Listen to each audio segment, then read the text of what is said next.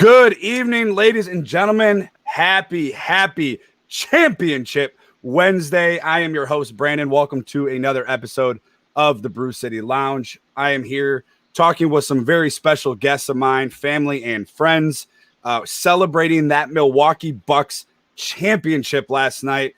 It's a show for the fans. I put the link up on Twitter.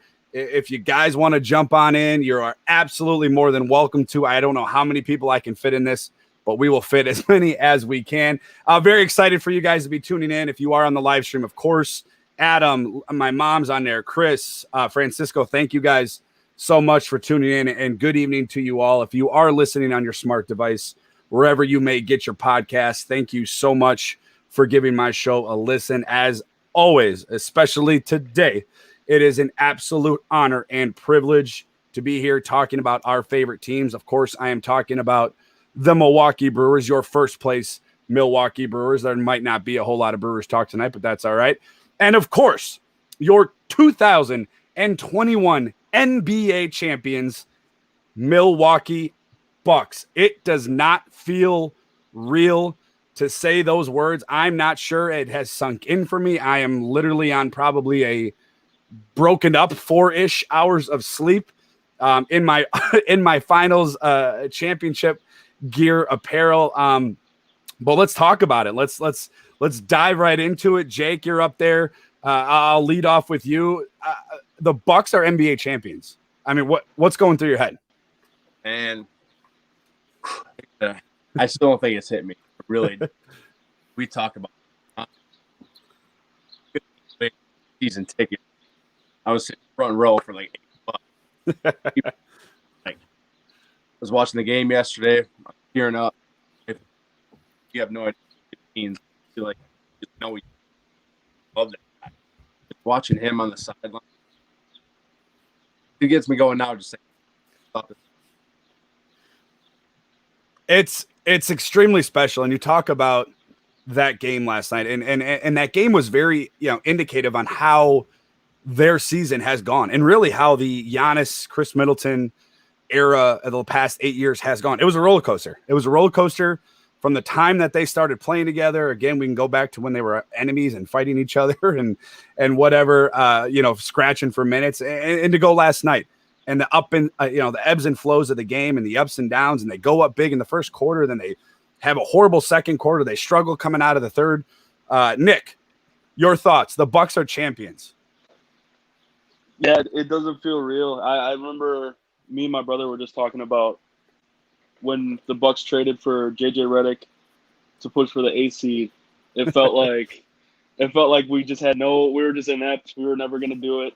And then that ended up working out into a trade for Chris Middleton and a draft pick that was Giannis Antetokounmpo, and it just drags us to the finals. It's insane. It's not something you would even fathom from a Milwaukee basketball fan. It doesn't make sense that we're champs. And let me get the banner up there so people know in case they forget.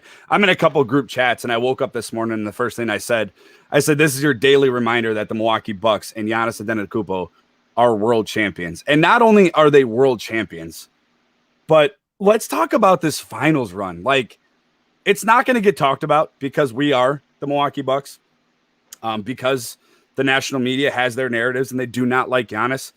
This finals run will be one of the most, toughest runs that a team has gone on. I mean, you look at the start of it, and if honestly, like the start of the playoffs feel like 2 years ago.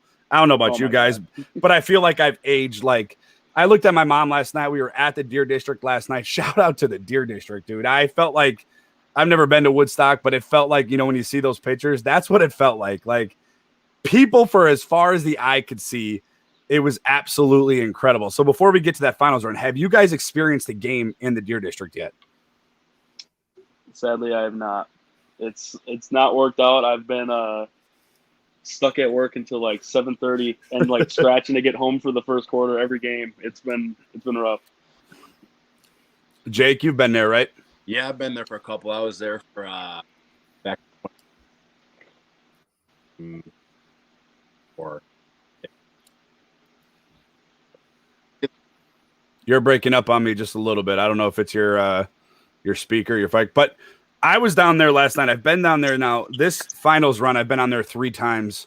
I went there for the game 2 of the Eastern Conference Finals.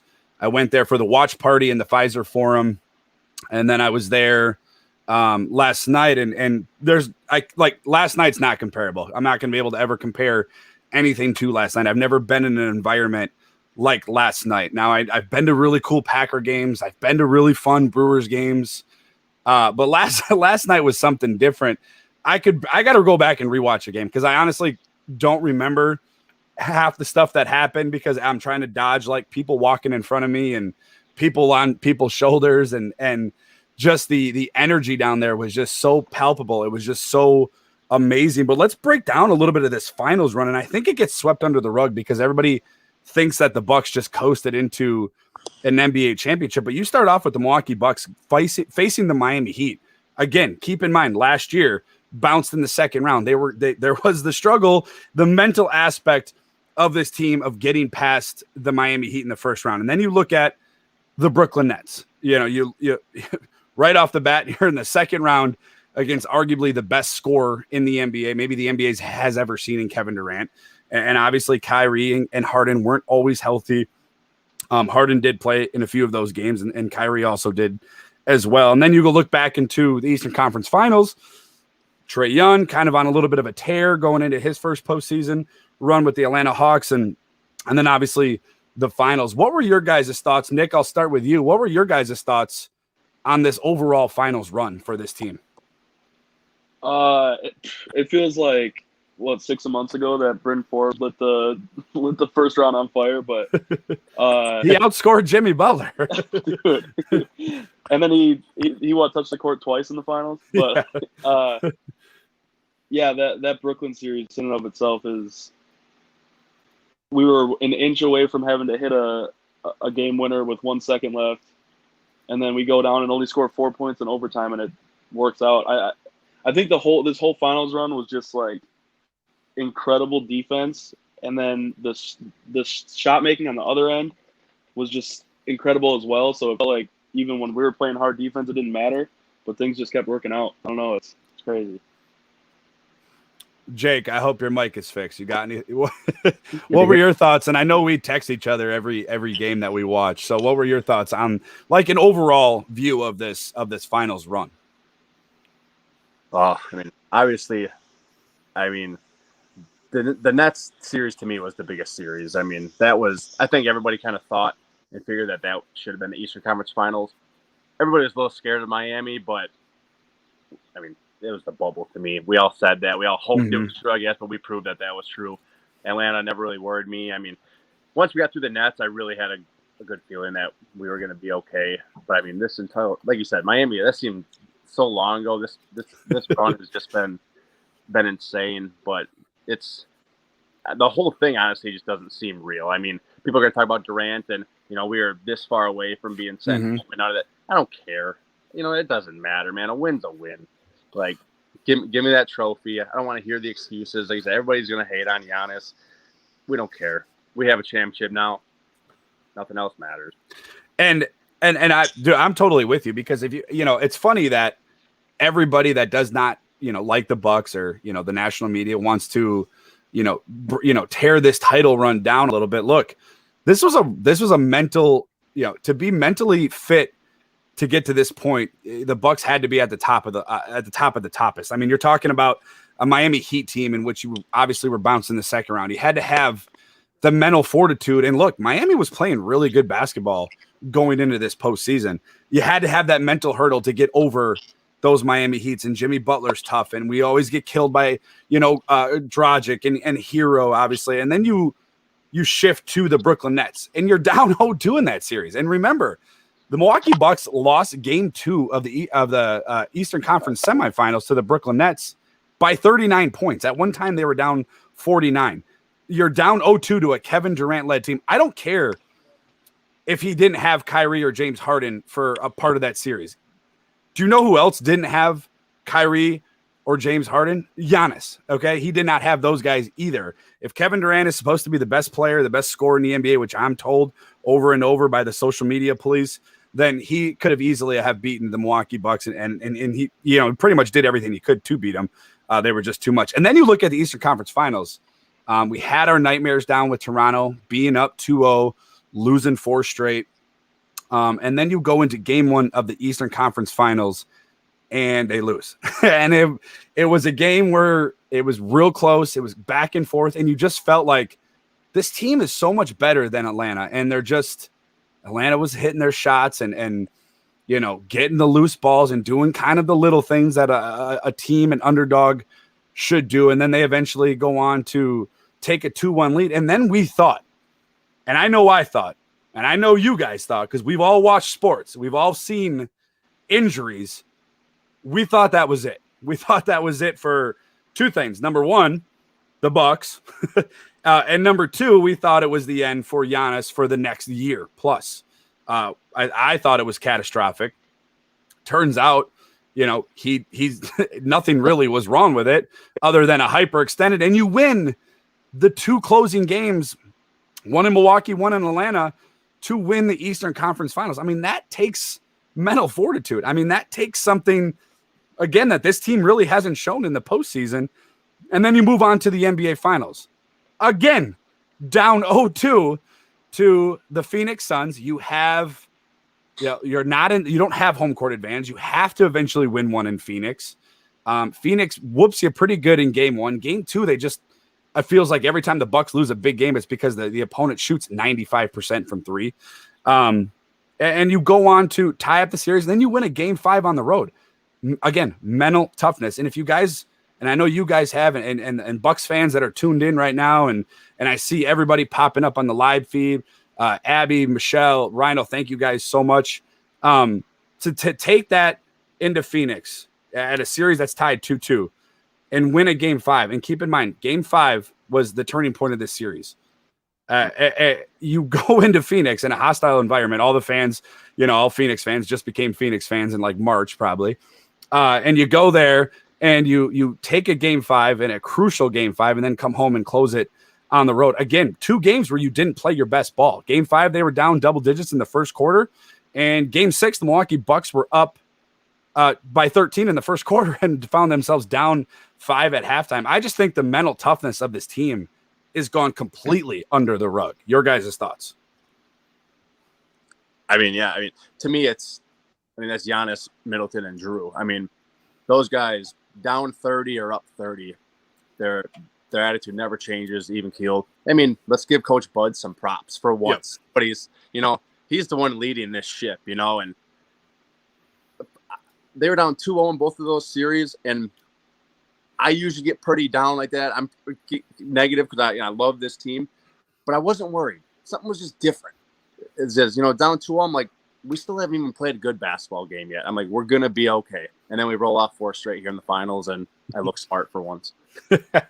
Nick, your thoughts on this run? I know me and Jake text each other, and we both get dramatic with it. I'll tell him that the Buck season's over, and sometimes he'll text me and he'll say something along those lines. And I know you and I have had conversations.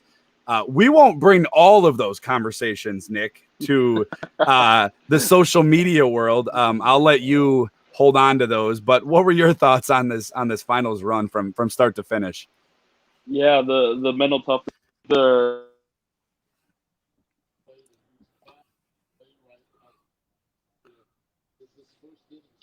And we can't hear you. Jake, do you got me still? Yeah. All right. We'll let Nick see if he can figure out the technical difference. He's back.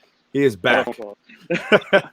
But going down 2-0 in 2 of the biggest series between the Nets and the Suns, going down 1-0 in the Eastern Conference Finals, it feels like the last 4 years this team would have folded.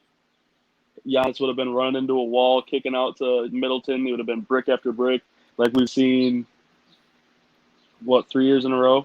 Mm-hmm. It's just everything came together. Bud trotted a lineup that he never used ever through 72 games in Game 5 of the NBA Finals, and it worked. And then he tried it out again in Game 6, and it worked again. It's just, that's not something that has been the Milwaukee brand of basketball the past couple of years, and we just overcame all of that at one time, and it's just it all came together quickly. And when you talk about we're not used to that as Wisconsin fans, I tend to agree with you. I don't think we're used to this as fans of any of our teams. Like, I know Jake's not a Packer fan, but outside of 2011, we've never experienced this. I didn't experience a championship in the city that I lived. When the Packers won, I wasn't living here. And if I remember correctly, they didn't really have a parade. It was more of a stadium celebration. But we've been close with the Milwaukee Bucks. We saw it in 2019. They were really close to the finals, obviously being up 2-0 against Toronto. We've seen it with the Milwaukee Brewers. They were one game away against the Los Angeles Dodgers in 2018, I believe it was. And they lose game 7. So we were always waiting for that shoe to fall. And that's what I call it, because that's what it feels like. You're just waiting and waiting and waiting. And this year it didn't have it. You look at game 7 against Brooklyn. And when they won game 7 against Brooklyn, I don't know if maybe I've said it to one of you guys. Maybe I didn't. Mentally, I said it. That's something that we've never seen. That's a team. That's a game, that any other team loses, in our history of Milwaukee sports. 2019, they lose. Mentally, they folded against Toronto. Obviously, we saw what the bubble did, although I do not believe that the bubble is a legitimized championship, and people will argue with me, and that's fine. But we're used to it. We were waiting for that shoe to fall. Every series, outside of maybe Miami, every series, round 2 with the Brooklyn Nets, game 7, really game 3. If people forget, and it's real, it kind of, again, one of those things that I wouldn't say gets swept under the rug, but people tend to forget. If you guys remember game 3 against Brooklyn wins that game. We're not sitting here celebrating with our hats and our shirts. The Bucks won a really ugly game against the Brooklyn Nets, a game in which that they probably should have won. Brooklyn, that is. Remember that it was an 86-83, just really ugly game offensively, defensively. The turnovers were bad. It's just funny sometimes how the stars align. And this time they finally align for our Milwaukee Bucks. Has it sunk in for you guys yet? No. Maybe tomorrow. Maybe after the parade, when you see the trophy and everything yourself, and maybe it'll soak in. But I don't think it's gonna, for at least me personally, for a couple of weeks. And I don't know. It just doesn't seem real. It was, it hasn't. I don't think it's set in for any of the guys on the team either. Giannis was in the drive-thru at Chick-fil-A. He couldn't remember which trophy was which. He was like, "Is that the Larry O'Brien?" Or yeah, they got to get him pay-per-viewed up, man. Like, that guy is absolute gold for social media or anything. I mean, anything that comes out of his mouth. I mean, literally, like pre-game conferences, post-game conferences, celebrations. He's as real as they get. I mean, he really is. The world has finally seen Giannis, I think. Yeah. I was a little skeptical before, saying that there would still be slander, but I don't know. What he did yesterday and just the way he carries himself, it might change. Like, you just can't hate. You can't hate the guy. You just can't. And you're gonna. And that's I'm in a group chat with the guys that we run the Lounge Room Network with, and not all of them. I'm the only Bucks fan in there. There's like 30 of us in there, and I'm the only Bucks fan. And a lot of them, they were outstanding last night going into this morning. I warned them because I said, I'm going to be horrible in this group chat. I will send every picture of Giannis or Chris Middleton, Coach Bud carrying the trophy. And, a lot of them who may not have known, I'm sure they've known who he is, but maybe not have listened to Giannis speak like us diehard fans have. And all of them are just like, man, like, that dude, he's as humble and as real as it gets. Like, anything that comes out of his mouth, you can tell, he's a genuine person. Look what he wore to his post-game conference championship celebration. He had an I Heart Jim Paschke. For those who don't know Jim Paschke, he's the newly retired, and we wish Jim well. Apparently, he's a listener of the podcast. I tend to not believe that, but apparently he is. So if he is listening to this, wherever he may get his podcast, we do wish him well on his retirement. But he was wearing an I Heart Gym shirt. And for a guy that just won his first championship, a finals MVP, and we'll get to a little bit of the Giannis legacy here in a little bit. You're right. People are starting to notice, and people that may have maybe doubted his ability, for the life of me, will never figure out how he went 17 for 19 from the free throw line in the most important game, not only of his career. You could argue that was the most important game of Chris Paul's career. And you know, wherever Devin Booker's career may take him, I don't know if he'll be back in a finals, but you know, you could argue maybe he never gets back. That was Devin Booker's most important game. What were your guys' thoughts? We'll talk a little bit about the game. Giannis scores 50. Chris Middleton struggled early. What a shot late. Jrue Holiday, I don't care what he does. I've said it before on the show. I don't care what he does offensively. Anything he does offensively to me is a plus. He wore the hell down of Chris Paul throughout this series. But obviously the headliner was Giannis. 50 points, and they scored 105 points. So, you know, most of us can do the math. That's damn near 50% of their offensive production. What were your guys' thoughts just from that game 6? You know, it was just such a roller coaster of a game. First quarter was hot. Second quarter was bad. Half of the third quarter was bad. And then it kind of just felt real getting into that fourth quarter. So what were your thoughts on that 50 burger and game 6 victory? And whoever wants to go first. Yeah, it's crazy that it's crazy we're able to outscore the Phoenix Suns with Chris Paul and Devin Booker, with two guys on the court that are literally there for defense between Holiday and Tucker. Tucker, if he never takes a shot attempt in a game, that's fine. I don't care. He's right. And between that and it's just Giannis. It's just get him in the paint. DeAndre Ayton couldn't do a thing to stop that man last night. And then Kaminsky comes in. That's just a mismatch. He's not even close to strong enough.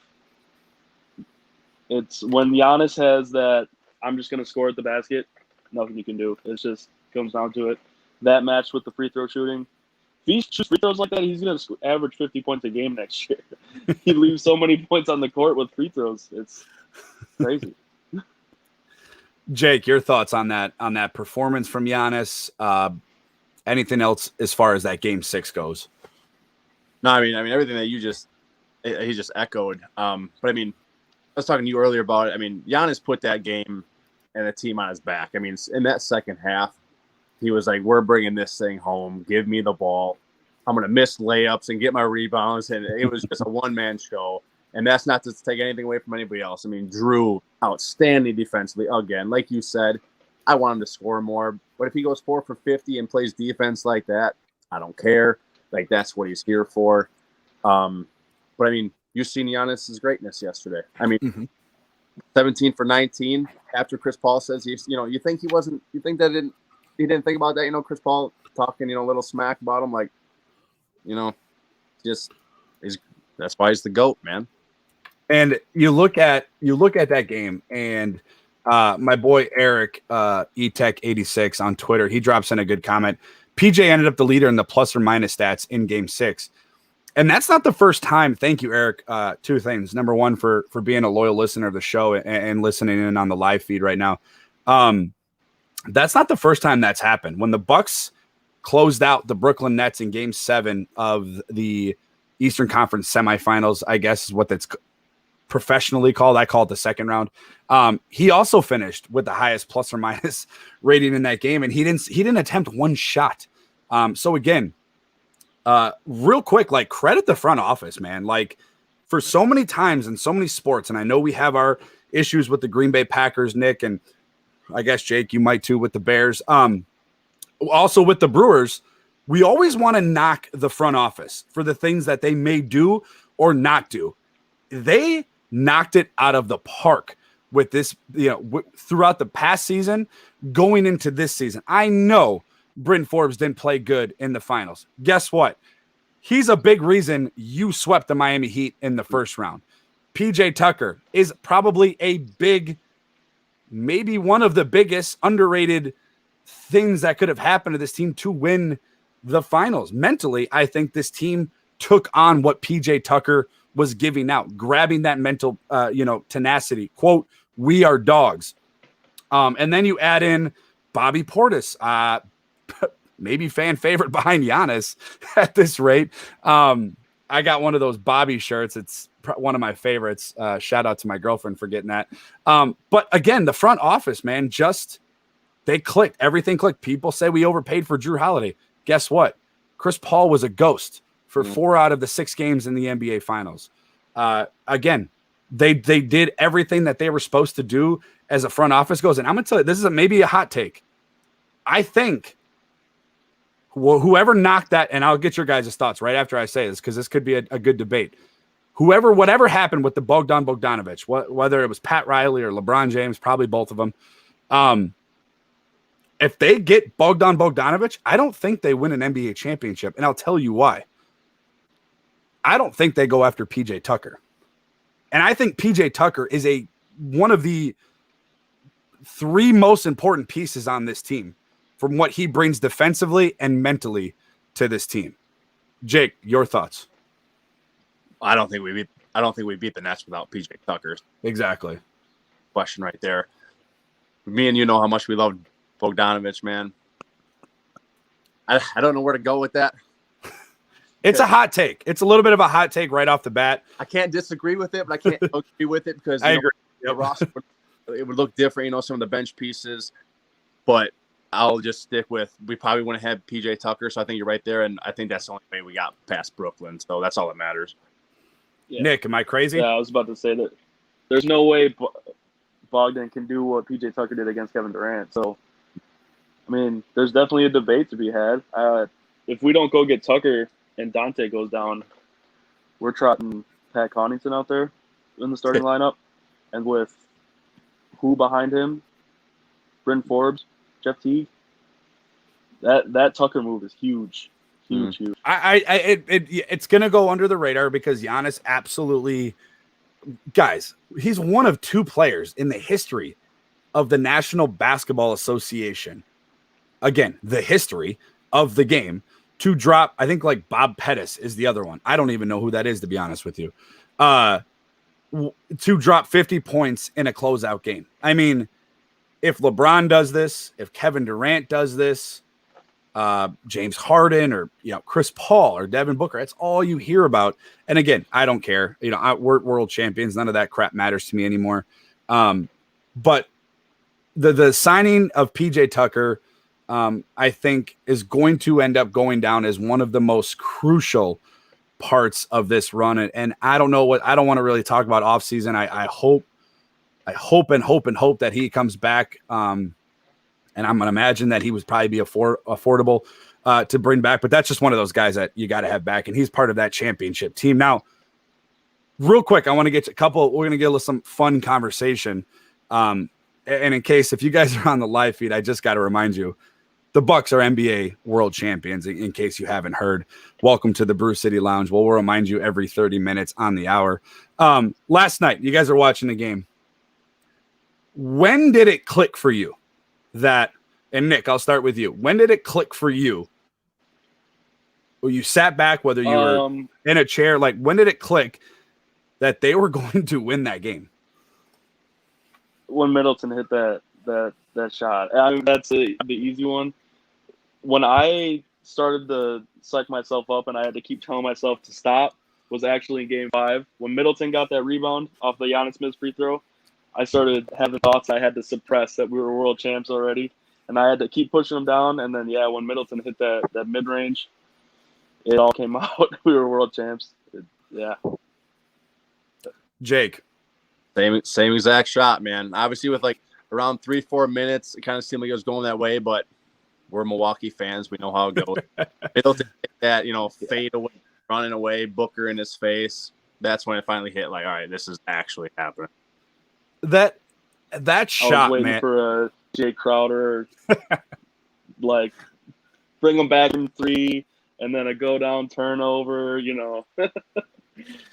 And what's funny is because on the back end of that, Jay Crowder had a wide open three and he actually missed it. And everybody at the Deer District, you could just hear it. It was just like a group like, as soon as Jay Crowder let go of the ball, because we were like, I would have put money on that he hit it. Dude, that dude absolutely drives me nuts. Like, two things about Jay Crowder, and then we'll let him go because he lost in back-to-back finals. You know, he hits every freaking shot. It feels like, and he flops. He's horrible, and he takes on the mentality of Chris Paul. He's the leader, whatever you want to call Chris Paul. I've been calling Chris Paul overrated his whole career. Everybody wants to call him point guard and this and that. I don't care for Chris Paul, what he does on the court or off the court. But he's a horrible flopper, and hopefully next year that changes for me. I could agree with you guys that Chris Middleton shot, like, that's one of the harder shots I've ever seen too, like going to his right over Devin Booker. When Giannis was 12 for 13 from the line, I said to myself, and I said, this is it. Like, this is a guy that struggled. Obviously, it's noted because as great as a performance as Giannis does on the court, the media only wants to talk about how long it takes him to shoot free throws. When Giannis was 12 for 13 in that game, I said, I don't know if I said it to my mom. I don't remember exactly what happened. Last night's still kind of a blur, and it's not even alcohol related. It's just unbelievable right now that we're in this position. But I said, if Giannis is hitting his free throws, and he was hitting them 12 or 13, he started off with, I said, that's it. Like, you're not going to be able to stop him. He's going to draw fouls. He's going to get to the line. And if he's sinking them at a 95% rate, which he was at that point, he finished the night 17 for 19. I said, that's to me, that's it. Like, that's it. You're not going to be able to stop the Milwaukee Bucks if Giannis is hitting his free throws. And Nick, that hits on your point next year. Like, he could average 50 if he wanted to. Yeah, I mean, he's not going to keep shooting 90% from the line, but that's you don't know that. It's a lot of points. So we'll talk, a little bit about, Game 6. We've talked a little bit about, what the championship means to us, and I said this, to Jake going before the show kicked off live. I'm happy. Like, I'm elated. I'm so happy. It hasn't fully sunk in yet. Tomorrow is probably, maybe the time that it will. When you look at this championship, I couldn't be happier for Giannis. And that's where it starts off. He's my favorite athlete in all of sports. And I've said this, Nick, when we had the July 4th pool party, I told you kind of the same thing. I love Aaron Rodgers. I'm sick of Aaron Rodgers. I love Aaron Rodgers. I love Christian Yelich. I loved Ryan Braun. To me, and I'll get your guys' thoughts, I could not be happier for my teams, all of my teams, basketball, football, baseball, whatever, more so than I am for Giannis. Because I think it's a guy, look, we get told what he can't do. We get told that he sucks at this. We get told that he can't do this. It's funny because you don't hear about Steph Curry not posting up in the paint. You don't hear about, Steph Curry not getting rebounds. You don't hear about, LeBron James is an under 70% free throw shooter career-wise. You don't hear about that kind of stuff. So this is kind of like a big FU to everybody. And number one, the type of person Giannis is. So I'm going to ask you guys, I'll start with Jake and kind of lead into it. Obviously, you're happy for yourself, but what do you think this title means? Like, what going forward for the city, for Giannis, for whoever? What do you? How important is this? I mean, for the city, I'm not a Packer fan, so I don't get that. But I mean, it's Green Bay. We haven't won in this city. I mean, you've seen it with the turnout in the Deer District. I mean, we'd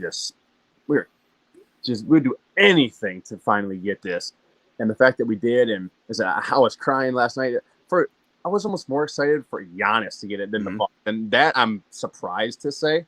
Just his story, his dad. Not, it's just we know him more than anybody in this whole situation, and he's just so relatable. Even ESPN says otherwise. Acho, but yeah, you don't know his mom's name. Yeah. He's can't be good, but no, this is. It brought everybody together, and you've seen it last night. I don't think we could win again next year, and I don't think it'll reach this level. This is just insane. Nick, your thoughts on this championship? We've seen it with, you and I are Packer fans. We're all Brewer fans right here. I don't know if I'm happier for somebody outside of Giannis, but your thoughts? Yeah, I mean, I was at the NLDS game 1 against the Rockies. We hit a walk-off, and that crowd is electric, and the Deer District looked even more electric than that. I feel like even a Brewers World Series at this time wouldn't have matched this kind of intensity. They don't have the Deer District atmosphere. And, yeah, that many people coming together. We would have overfilled Lambeau Field with the people around the Fiserv. That's crazy. And tomorrow's the first ever championship parade in Milwaukee history ever. Yep. This was the first time we've ever won a championship in Milwaukee. 71, we won it on the road. Even the Braves did it on the road. It's insane. Not even that, just for Milwaukee, for the league. If you look, Trae Young tweeted about how he wanted to get back in the lab with the Hawks. A lot of these young guys are tweeting about how they want to get back to work. Jamal Murray wants to stay in Denver. I feel like a lot of young guys are seeing that they can stay with the team that drafted them and win a championship. So you're kind of a fortune teller because you lead me into my next topic. Now, I don't know about you guys, but that press conference, I was crying because of the way he said we did it. We effing did it. I don't swear because if my mom's on here, I don't want her to hear me swearing. But you guys know what I'm talking about. We effing did it. And then he makes a comment, and it was kind of a big FU to, well, we kind of know who, Kevin Durant, James Harden, Kyrie Irving, LeBron, 95% of the NBA. And he makes a comment and says, I could have gone to, and I'm paraphrasing Giannis, obviously, I could have gone to a super team and done my part and won a title. That's easy, but this is hard. We know he was taking a shot at a super team, whoever that may be. They're all over. Jake, I'm going to start with you. Did Giannis, and Stephen A says he did, but in your opinion, did Giannis save basketball? I'd like to think so, because, these guys are all competitors, and, Giannis showed it could be done. And let's be real, I'm not saying any NBA championship is easy, but when you line up KD, Steph Curry, Klay Thompson, it's easy. you should win. You can literally go, guess, before the season, predict that the Warriors are probably going to win it. I hope some of these young guys, they take that to heart and say, let's ride this out. Let's do it the right way and not just bail to the next super team and, just get one to get one. I hope so. I tend to agree with you. It probably won't, unfortunately, because nobody really likes to work hard outside of a few, obviously Giannis being one. Nick, your thoughts. Did Giannis save the National Basketball Association from these super teams, so to speak? That's what I'm going to tell myself now, but I feel like in 2 months, Damian Lillard's going to request a trade, and he's going to end up in, LA. I don't know where. And there's going to be, he's going to end up in LA, or CP3 will opt out and go to LA. Yeah, that's probably a foregone conclusion. And, yeah, I'd like to think so, but,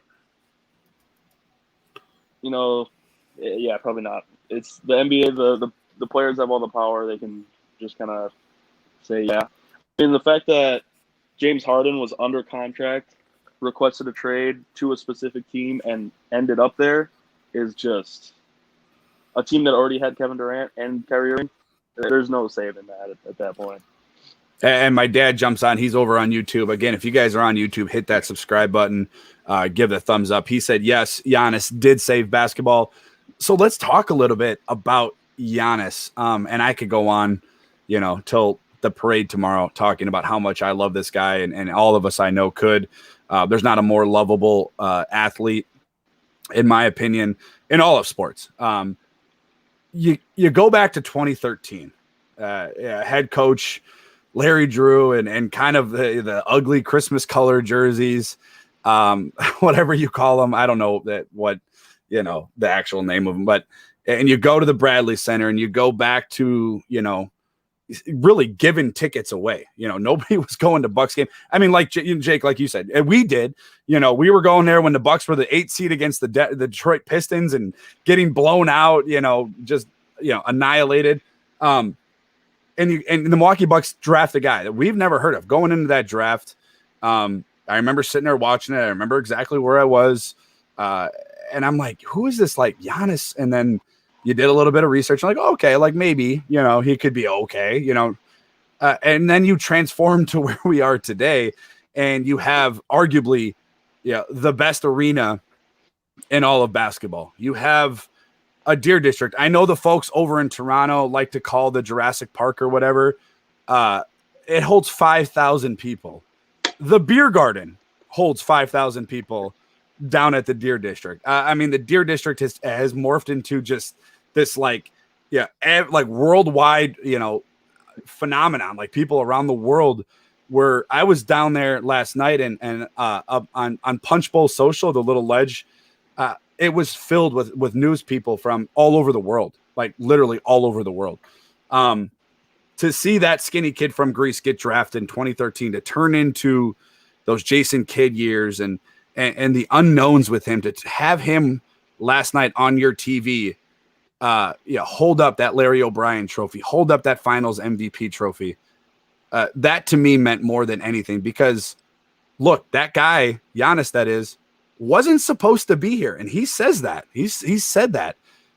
Your guys' thoughts on that journey, the journey we've all been on from that 2013 draft to where we are now. We had, the celebration in the Deer District, really kind of before it was the Deer District, when Giannis won his first MVP. And I'll tell you I was there as well.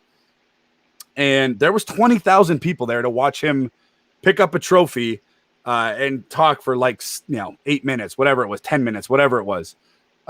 Your guys' thoughts on Giannis's journey to where we are now. Jake, I'll start with you. Well, yeah, I remember when they drafted him, I had no idea who he was. And I'd like to think I know a lot about the NBA, some of the Europe guys, and I've never heard of them. And then they said stash him, probably have to stash him overseas for a couple of years. I'm like, oh, great, here we go. Develop and hope does something, because let's be real, that's what we have to do in Milwaukee. But I mean, not so much the journey. I mean, just his meaning. I mean, he's the reason we're still here. I mean, we were going to Seattle, 5-6 years ago. I mean, yep. They, not to be blunt, I mean, Giannis is the reason we're here. End of story. Like, that is it. I mean, the new arena, it's, if we don't have him, we're gone. And it's just absolutely incredible that one skinny kid from Greece that touched the basketball for the first time at 13, has this impact this quick, on an entire city. I mean, I love that guy. I mean, and you talk, Nick, I'm going to get your thoughts. And you talk about a guy in 2013 that was drafted that literally looked like a kid. And there's everybody, if you're a Bucks fan and you follow the team closely, his story. He was sleeping at the Cousins Center. He was getting rides from people. He took limos to Walmart. He tried a smoothie for the first time in 2014. He's almost like that guy, that athlete. I know I don't know him. He doesn't know who I am, but I defend him like I would my sister or my, my family. Like, he's that guy for me. Like, no matter what, if I find somebody on Twitter talking about him, I go back at him, and I'll argue, and it will ruin my day. And so I will keep going. Nick, the journey Giannis has been on since 2013 to now, the journey he has taken us on. I have way too many pairs of Zoom freaks, 1 and 2. I'm waiting for the third to come out. I would never think that my favorite player on my favorite team would have a shoe line. Here we are. Your thoughts on his journey up until this point? I remember, I think it was either his first or second fan fest at the Bradley Center. They gave him the mic, and he was extremely unprepared and had the thickest accent of all time. And just thinking back to that, that kid winning us the championship. He's 26, by the way. Can we talk about that? Yeah. He's been in the league. It feels like he's been in the league forever. He's 26. He's been here for 8 years. That journey's that's something else. That story you were saying about he sent all his money back to Greece and realized he didn't have money for a cab back to the Bradley Center, so he's running through the streets of Milwaukee. He got picked up by a fan. Now he's 2-time MVP, Deep Boy, Finals MVP, Most Improved Player. Incredible. And let's kind of, like, I know Brandon, you've said it before. Like, let's talk about how quick or how close this didn't happen. You know, I know you talked about his parents' visas. Yeah. You know, I mean, he almost didn't come here. I mean, they were one reject away. Mm-hmm. And I mean, it was just meant to happen. Yeah, for people that Jake's referring to, I've said it on a show before. I actually talked to John McLaughlin about it as well. Finding Giannis, you can go on YouTube and you can check it out. It's like a 30-minute video. I think it's not very, it's not like a movie, but it goes in depth on how close. There's two things about it. Number one, how the Toronto Raptors almost drafted him. And how bad, I can't say the guy's name up in Toronto. I don't want to offend him and disrespect him, but the GM for the Toronto Raptors was trying super hard to trade in front of the Milwaukee Bucks in that draft because he knew they were going after Giannis. He wanted, obviously, to draft Giannis. So that's the one thing that stuck out to me. We almost didn't have him because Toronto wanted him. And number two, he got drafted by the Milwaukee Bucks. And he was here playing, and he have three. Apparently, I don't know. Like, I'm just going off of the YouTube video. So if there's people out there that have a little bit more knowledge on this, feel free to tell me I'm an idiot. You have three chances, I guess, to apply for a visa, and if it gets accepted, obviously you're good. But if you have three chances, if you get denied 3 times, you can never get one. I guess if that's changed, maybe. But back then, apparently, that was the rule. And his parents were on strike too. I mean, you're talking about a guy, his parents, we know there's not another person more loyal than Giannis when it comes to his family. There was a chance to where he would have left the United States had his mom and dad at that time and his younger brothers been denied a visa. We could never be talking about the Deer District. Like Jake said, not only did maybe Giannis save the the NBA, he probably saved, we could probably comfortably say he saved the the Milwaukee Bucks, because they are gone to Seattle. Nobody cared about, going downtown. Nobody spent any money in those pro shops. The uniforms were hideous. You had your run in 2001. You got Brandon Jennings and you had a few good moments, but it never lasted. Like, you took a chance on Giannis. It eventually saved the Milwaukee Bucks. Herb Cole obviously sold the team to the Lazarine Edens, group, whatever you call them. But it's just remarkable when you think about how close we are to not experiencing this. I mean, when you really dig into it, it's almost scary. I don't really have anything to say. It's just, it's literally like Durant's shot. It's inches, man. This close. None of this would happen. It's destiny. It's absolutely remarkable. Before we do wrap up the show, and again, there's so many people pouring in comments on here, on YouTube, on Facebook, on Twitter. Thank you guys. Really do. Thank you. Are any of you guys planning on going to the parade tomorrow? Yes, sir. I gotta be down like towards the lakefront, like the beginning of the route, because I have to work, but I'll be down there. To sit here and say that we're planning a parade, it just, I don't know, man. Like, I just feel so like mush brain. Like all day I've kind of been in this weird daze where I can't like think straight. Like I just get lost in my own thoughts, and my girlfriend's talking to me and I'm like, I have no idea what you're saying or what's going on, because I'm just like so lost, in my own like days. I don't know. It's just, to sit here and be like, we're celebrating a parade and in the Deer District. Apparently there's going to be a parade route and it's going to end at the Deer District, and that's going to be the celebration. I don't know what that is going to include. Peter Fagan, who is the president of basketball operations or whatever you call them for the Milwaukee Bucks. He said that they're preparing for over 1 million people downtown tomorrow. I was there with like 80,000. 1 million doesn't sound fun at all. Yeah.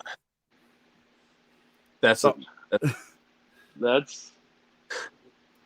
I mean, if you look at it, Milwaukee's population is just under 600,000. Yeah. And now you're doubling up that population and throwing them in maybe a 3-block radius from the Pfizer, like maybe at most. I'm going to tell you right now, real quick, down in the Deer District, there's more than 65,000 people there yesterday. I saw that there was like an estimated 100,000 total. Yeah, it's well, you think about, okay, so if there was 65, and shout out to Justin over on YouTube. He drops in a comment. Thank you guys for making this podcast.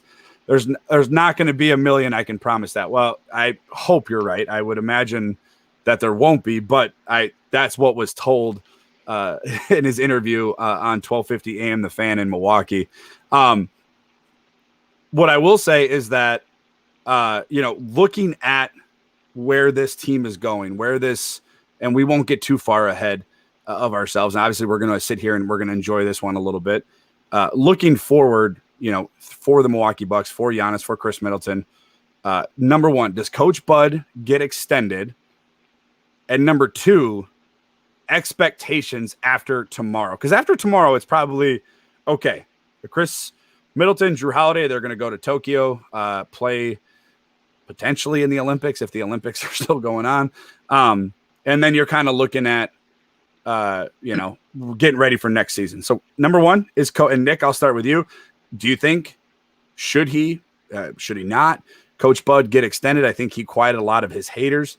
And number two, going forward with this franchise, what are your expectations now?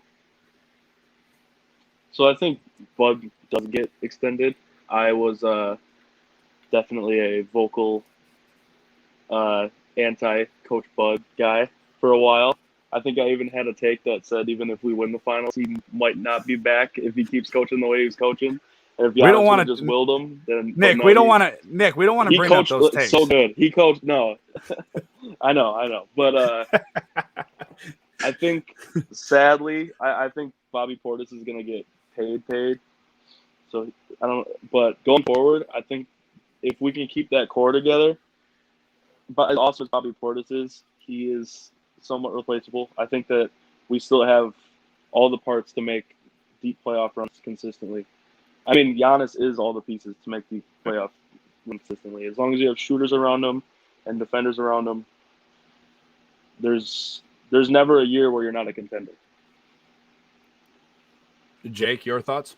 Yeah, I mean, Giannis is going to attract the Bobby Portis, the Brent Forbes. I actually think Bobby doesn't do about with him. He said that again this morning. Radio show. I like to think that but for Bud, back the Brinks truck up, give him the money. Guys, the coach in the last 3 seasons. We hate some of the things he does, but name a coach that doesn't frustrate you. This guy's been to the Eastern Conference Finals. I don't care about the bubble, and now a championship. So, and I mean, next year it's Bucks Nets. I mean, in my opinion, I'm gonna tell you, and I agree with you. Jay Williams was on Get Up this morning, and he said it too. Giannis's comments, although we know Giannis, he probably didn't mean direct harm or insult to anybody, but we know when he said forming a super team is easy. Again, in my opinion, and it's a super biased opinion, and that's okay because this is my podcast. LeBron, Kevin Durant, Kyrie Irving. Yeah, those are probably 3 of the top 5, top 7 players in basketball. They have never won a championship without surrounding them with stars. Now, Steven Jackson on ESPN was saying this morning that Giannis disrespected his teammates, and I'll get your guys' thoughts on this, and I promise at some point we'll wrap this up. He said on ESPN this morning that Giannis disrespected his teammates because the Bucks, quote, have a super team, end quote. I love Chris Middleton. I absolutely love. If anybody that listens to the show knows that I love Jrue Holiday. Probably the second best two-way player in the NBA behind his teammate Giannis, and arguably the best two-way guard in the NBA. They're not a super team. Chris Middleton is only a two-time All-Star. Should have been there this year, but he wasn't. He's not a superstar. Okay, he's not a Dwayne Wade. He's not an Anthony Davis. He's not a James Harden or Kyrie Irving.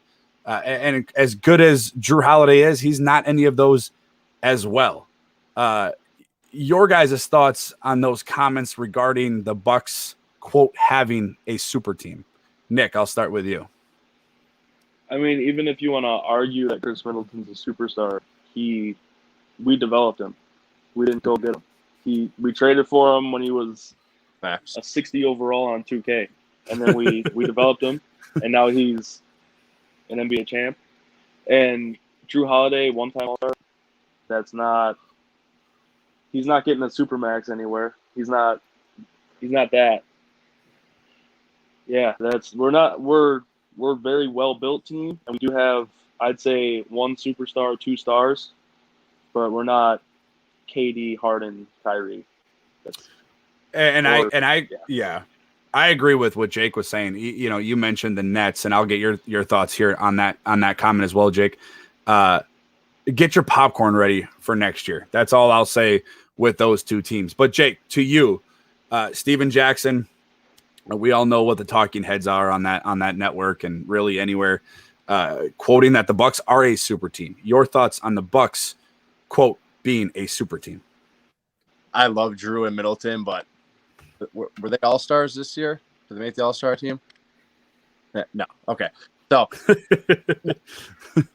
and let's be real, it's just to diminish, the championship, the run. Now all of a sudden, Giannis, is surrounded by all these big name guys, and nobody's picking Jrue Holiday and Chris Middleton over the entire group that you just said. Mm-hmm. Are they very good players? Absolutely. Super team? No. Yeah, and look, Giannis is great. He's innocent. We all know who he was going after, the people that we are just talking about. And he's right. Like, Isaiah Thomas actually was just interviewed or asked this on the NBA TV right before we started this podcast, and he said he's dead on and he's factual. LeBron has never won. As great as everybody is, likes to put LeBron in that, greatest of all time category. And I respect LeBron's on-court game to a degree. I don't like the flopping and the extra stuff. But he is a really good player, like one of the best of, ever. So is Kevin Durant. Kevin Durant had to leave, small market Oklahoma City. Keep in mind when he was playing with another MVP type player in Russell Westbrook to eventually win an NBA championship where he had 3 more All-Stars. I know Draymond Green kind of gets, he's not a scorer, he's not a splash brother, but he's an All-Star and he's a Defensive Player of the Year candidate, and he's a pretty good darn player as well, and he's on the Olympic team right now. So Kevin Durant has never won without, fortified superstars. LeBron James has never won with fortified superstars. The last person that, honestly, and this might be, maybe I'm wrong and you guys can correct me, you're very knowledgeable in this. Maybe Dirk Nowitzki is the last player to win a championship outside of this year on a team that didn't consist of multiple superstars. I mean, I could be wrong with that. I don't know. It feels like every year is golden. Like it feels like half the decade was Golden State versus Cleveland. Yeah. One of those Cleveland years, Kyrie got hurt and it was just LeBron and Kevin Love. I guess you could make that argument. But Kyrie got hurt in the finals. He went out. Yeah. He went out game 1 of the finals. Now you're right, but they were there because of those 3. Mm. But you are right. Yeah, Kevin Love was out as well. Kyrie ended up getting hurt in game 1. So my boy Arlen he's on YouTube. He says the Raptors only had 1 superstar. That's probably that. He might be right. That's fair. But let's not ignore what against. Yes. Both Clay and KD were out. That's very true as well. So if you're going to diminish, or people, and Arlen's a diehard, right? And yeah. Kawhi Leonard, Arlen's a diehard Bucks fan, so he's probably just pointing out facts. And you're absolutely right. That is a really good point. It feels like that championship was like 10 years ago. Real quick, I agree with both of you. I've said it on my show, and you guys can follow the show on Twitter, on Facebook at Bruce City Pod. You can follow me on Twitter at Wisco_Brandon. I might have to change that handle for myself because I do want to throw something in there with the Bucks in this championship. But I've been saying it, man. If you would have told me, and me and Jake go back and forth on this, Nick, I'm sure I probably said it to you when we ran into each other 10 years ago that your Milwaukee Bucks coach in 3 years, obviously this is before they won last night, but within 3 years is going to have 2 Eastern Conference Finals appearances. One of them is not, the second year is not going to happen because of a pandemic. He's going to have 163 wins. Giannis is going to be the most dominant player in the NBA. You're going to have a top 5 defense, presumably every year, it feels like. You're going to be one of the best rebounding teams in the National Basketball Association. I would have signed up for that 20 out of 10 times, like over and over and over again. It must be something with like Wisconsin sports. Like we always got to blame somebody. It can't just ever be like the players just aren't producing. The Milwaukee Brewers. We're experiencing it now. They go a stretch of a few games and Andy Haynes is trending on Twitter. And you're like, what? There's only one reason why Andy Haynes is probably trending on Twitter. Nick, you and I, we experienced it with Packers. Whether it's the cornerbacks coach or an offensive line coach, something stupid. Like it's always got to be a coach, that needs to be fired. Look, it comes down to players. Coach Bud is successful, man. And he's been successful everywhere he's gone. Now people knock on him in Atlanta. Like, look, who was the best player in Atlanta? Horford, maybe. Jeff Teague was pretty good. He took Damari that team. Carroll was good in this Damari Carroll was really good. But, Kyle Korver was an all-star. I think they had like a record like 5 or 6 all-stars in one of those years, if I'm not mistaken, where they eventually lost to LeBron James and the Cleveland Cavaliers in the Eastern Conference Finals. But he wins wherever he goes. And I think, number one, even if they lost the finals this year, I still would have said to extend Coach Bud. I don't think that there's another coach out there. Now, obviously, we're all in agreement, like he's going to be back, and as he should. Giannis has said it multiple times in his post-game press conferences. We have a great coach. He said it multiple times. So he should be back. But again, as Bucks fans, we also got to be a little bit humble here. Take a little bit of advice from Giannis. Coach Bud is really good at what he does. And guys that may have struggled throughout their careers, I know Brook Lopez is the leading scorer in Brooklyn Nets history. Brook Lopez is playing the best basketball of his career here. I know Giannis's work ethic is second to none. He's a 2-time MVP under Coach Mike Budenholzer. I'm not giving all the credit to Coach Bud, but I think some of it is fair enough to give to him that his system is successful for Giannis. Giannis wasn't an MVP under Jason Kidd. So again, he was still developing or whatever. He is only 26, and he's literally won almost every award you could possibly win as a player, minus the stupid Rookie of the Year or Most Improved Player.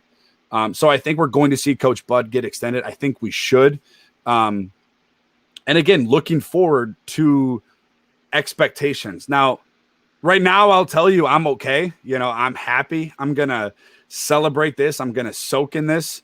But I promise you in October when the season starts back up, I see that rain, and I hope they go all out for that rain, dude. I hope it's as big as a softball on their hand. My expectations are going to be pretty high, and we're going to see what happens. Nick, you mentioned you think Bobby Portis is gone. I do not agree. I think that dude has the number one selling shirt in the pro shop right now. The gas station BP inked him to an endorsement deal. He's made a lot of money. He's going to get a big payday. I don't know if he's necessarily going to, want to leave the Milwaukee Bucks organization. I mean, he's thrived here, and he's never had a better opportunity in his career. He's drafted by Chicago. He spent some time in New York. He's been in those big, larger markets, and I think he kind of sees like, look, yeah, he could go off to Houston or, name another place. But a lot of these teams that are going to be competing, the Lakers, Brooklyn, maybe Miami, they don't have a lot of money either. So I think we're going to see Bobby Portis end up back on Milwaukee. What I'm worried about is guys like PJ Tucker. So my expectations before I can ramble on, bring back most of the team, maybe add one or two, again, shooters, because I think that's where this team is just unstoppable is when you got Giannis and then you got Drew Holiday and then you got shooters surrounding those two guys. Is be competitive going into next year. Everybody's going to be coming after you. The Brooklyn Nets are going to be on a mission to rip your head off. And we'll see what that big three looks like. So again, be competitive, enjoy this. Our team, guys, our Milwaukee Bucks. Jake, we're sitting in accounting class figuring out how the heck we're going to survive the next exam. And we're talking about what the Bucks need to do to be the 8th seed. And here we are. Shout out to Mr. Shramka. But and here we are, celebrating a championship. Again, to me, I've been around for 2 Packers Super Bowls. One of them I was only 7, the one in 2011. This, to me, is more special. I'll start with Jake, and we'll go around the room for the last few minutes. Any final thoughts that haven't gotten out that you want to describe?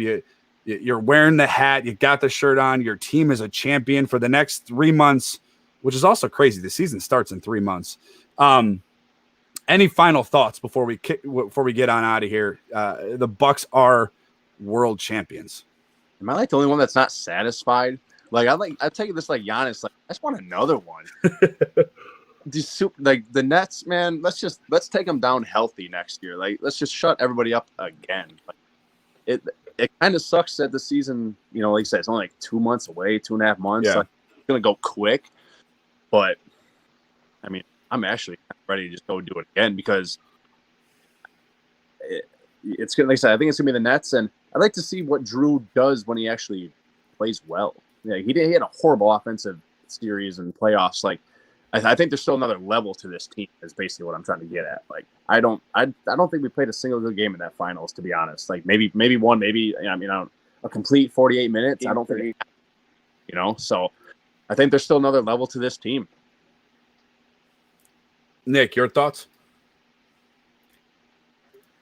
Yeah, I mean, anything your thoughts on? If you watch that first quarter and tell me that's a NBA championship basketball team, I would kind of, I don't know, man. But yeah, I could see if Drew can be more consistent offensively, that would take us to another level. But yeah, if we can keep this core together, there's no reason we can't beat the Nets. We've got a matchup for Kyrie with Drew. If Tucker stays around, we have a matchup for KD.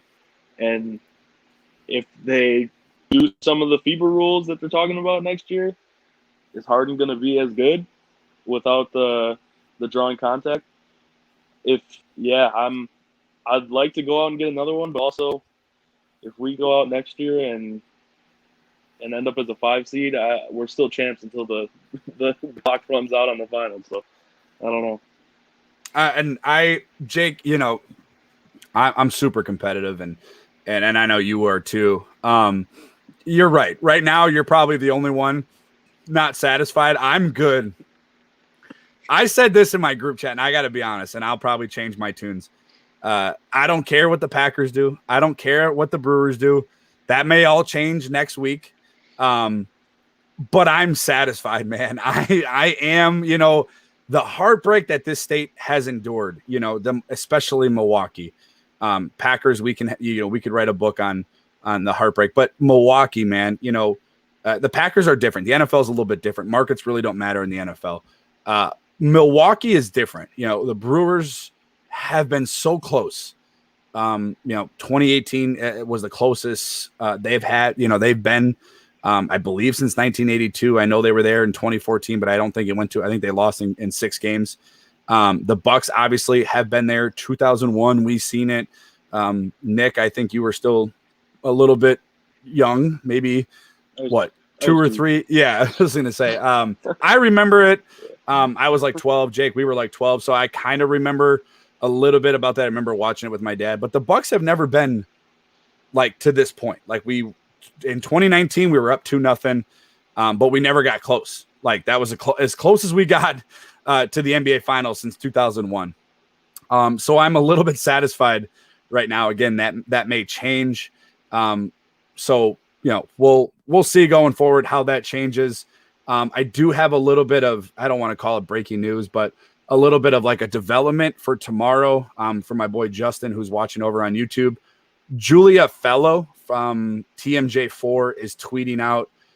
She says that the Milwaukee Bucks are anticipating a 500,000 to 1 million people in attendance to tomorrow.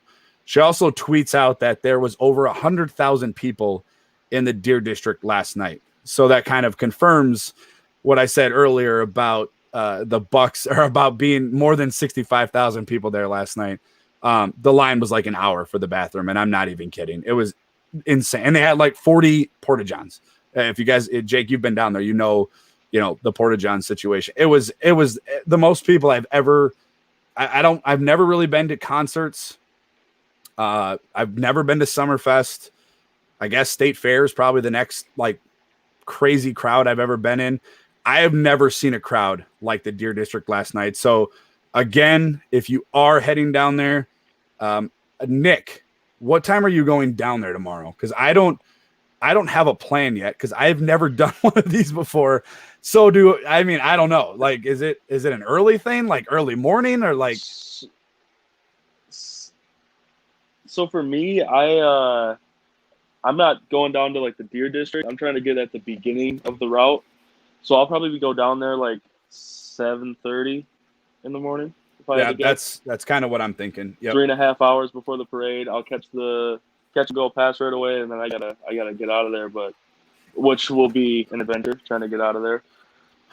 Yeah, I'd imagine there's gonna be people down there at the Deer District, probably lining up at 6 a.m. Yeah, I'm gonna get my kids ready at like 7 and get out of here and hope that I can find a spot. Yeah, I see the route right now, which is a pretty decent route actually for a parade. It's going to be, it's history, man. And like last night, I said it, to my mom and my sister.